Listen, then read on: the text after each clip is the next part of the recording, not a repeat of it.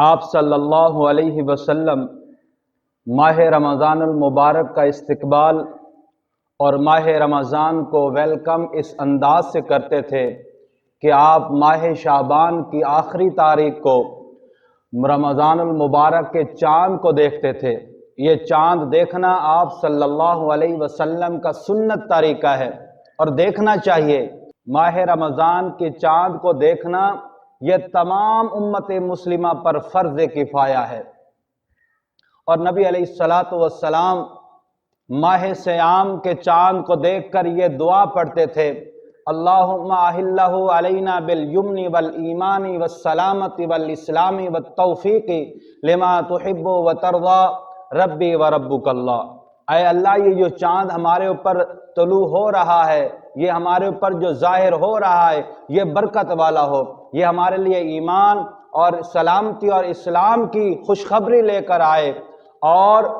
ایسے اعمال کی توفیق عطا فرما جسے تو پسند کرتا ہے اور جن پر تو راضی ہے۔ اے چاند، میرا بھی رب اللہ ہے اور تیرا بھی رب اللہ ہے۔ حضرت سلیمان فارسی رضی اللہ تعالیٰ عنہ فرماتے ہیں کہ شعبان کی آخری تاریخ کو، شعبان کے آخری دن کو آقا علیہ السلام نے تمام صحابہ کو اکٹھا فرمایا، گویا کہ یوں خطاب فرمایا ہوگا کہ جس طرح تمام امت میں عظیم امت محمد مصطفیٰ صلی اللہ علیہ وسلم ہے، اور اس امت کے عظیم افراد صحابہ کرام تم ہو، اسی طرح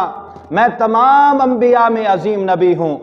اور میرا وقت، میرا زمانہ تمام زمانے کے لحاظ سے عظیم ہے، اور یہ آنے والا مہینہ تمام مہینوں سے عظیم مہینہ ہے۔ اور اس مہینے کے اندر ایک رات ایسی عظیم رات ہے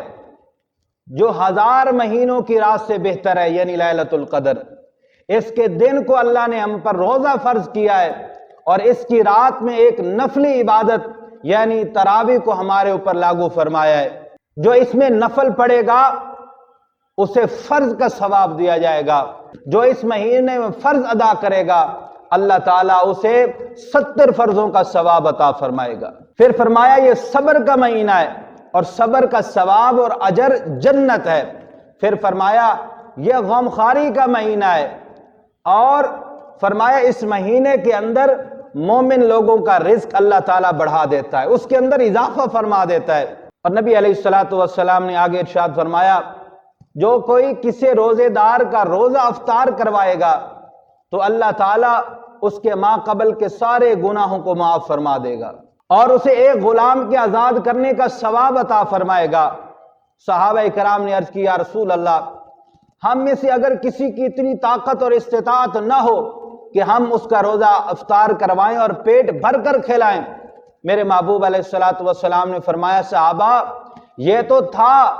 جس نے ایک کھجور کے بدلے میں، یا پانی کے ایک گھونٹ کے بدلے میں، یا لسی یا دودھ کے ایک گلاس کے بدلے میں کسی کی افطاری کروائی ہو، اللہ اسے ایک غلام کے آزاد کرنے کا ثواب دے گا، یا اس کے سارے گناہوں کو معاف فرما دے گا۔ لیکن جس نے کسی روزے دار کو پیٹ بھر کر کھانا کھلایا تو اللہ تعالیٰ اسے قیامت کے دن میرے حوض پر لائے گا، اور وہاں ایک ایسا مشروب پلائے گا جس کے پینے کے بعد اسے جنت تک کوئی پیاس نہیں لگے گی،